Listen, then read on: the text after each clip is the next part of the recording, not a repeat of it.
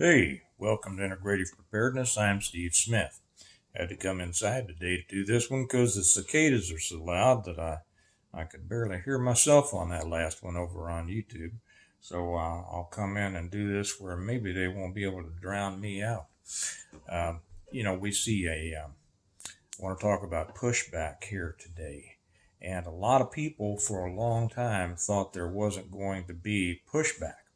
I expected there to be, and of course, a lot of people did. Everybody hoped for it, but people were wondering when's this gonna happen? Um, when is the sleeping giant going to awaken? It goes up and down, fits and starts throughout our history. But I ran across something that I wanted to read because I think that it kind of reflects what I'm seeing going on today, and I think maybe you do too. Look forward to hearing what you have to say about it. You know, guys my age, when we were boys, we were raised on adventure, great adventure.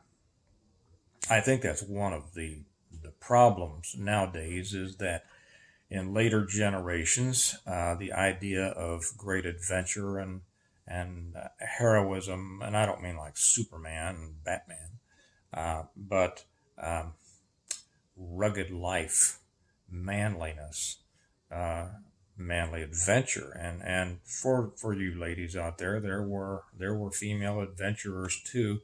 There was a great Celtic Irish pirate, Grace, that we could talk about. But but getting back to the point, uh, we were raised reading Edgar Rice Burroughs and H. Rider Haggard, and one of my favorites, Rudyard Kipling, and the adventures of over the horizon, the adventures in Africa and India.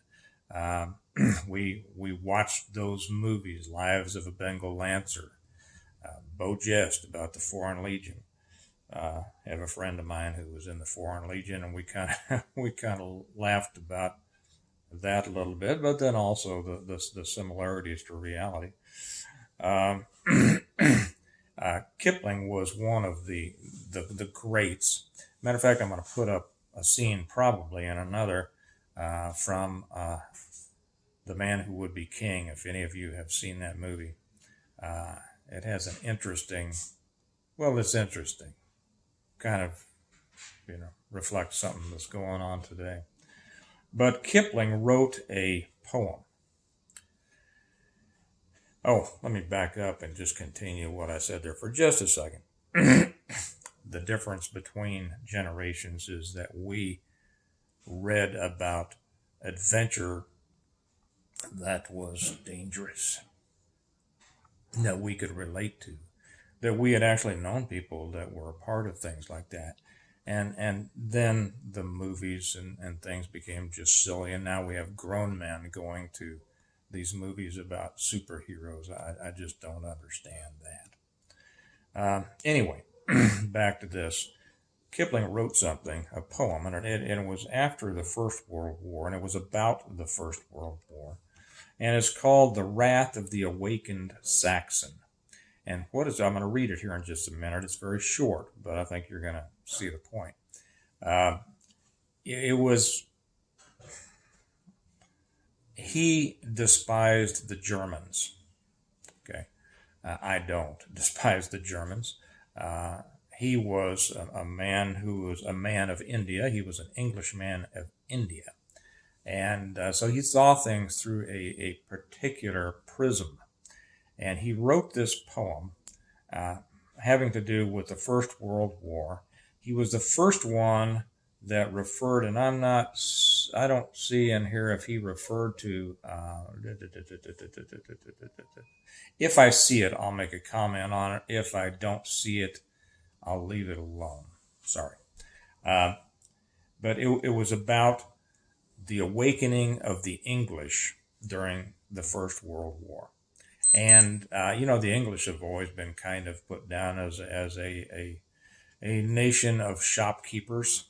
And it's interesting. It comes from their, and I'm a major part of me is English.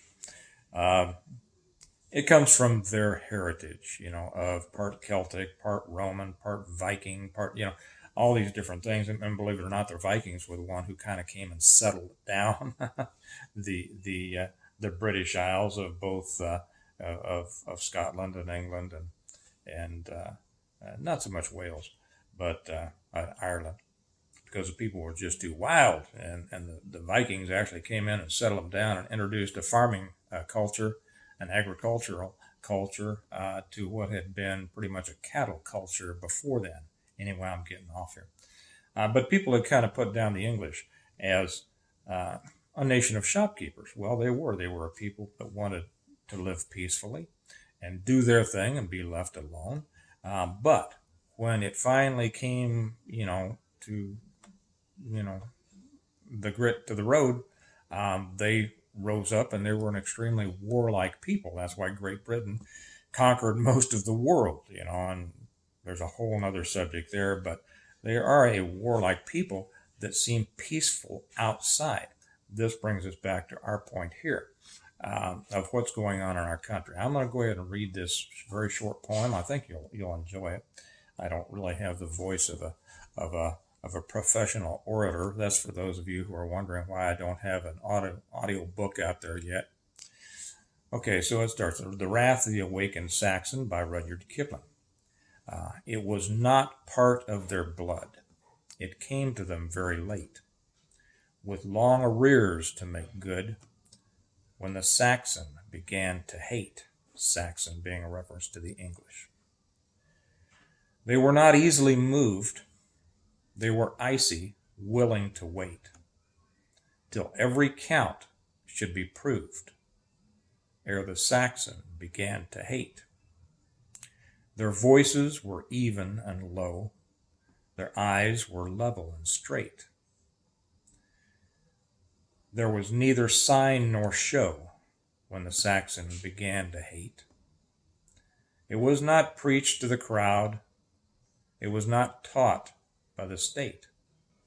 No man spoke it aloud when the Saxon began to hate. It was not suddenly bred, it will not swiftly abate. Through the chilled years ahead, when time shall count from the date that the Saxon began to hate. Okay, I think you real thinkers out there, and here on Patreon, that's almost everybody. I think you see the message there. If you need to rewind that and watch it again, go ahead. You can find it on the internet if you want to, bring it up for yourself and kind of read it slowly and really let those words get into you. That is what I believe we're seeing here, a slow boil. We are seeing the beginnings of pushback, and I think that pushback is going to grow and grow and grow. There are certain people in the world, the English being one, Americans being another, that will take a lot of pushing until they start to push back. But when they come to the point to where they're not going to be pushed anymore, then they unleash what, and things get taken care of. Anyway, that's my thought. That's my opinion today. I look forward to seeing what your comments and thoughts are on this. And as I say, remember that we prepare well today, and remember to prepare well today so that we can live well tomorrow. And as we get ready for whatever's coming, preparation is still of utmost importance. So you all have a good day, and I'll talk to you later. Bye-bye.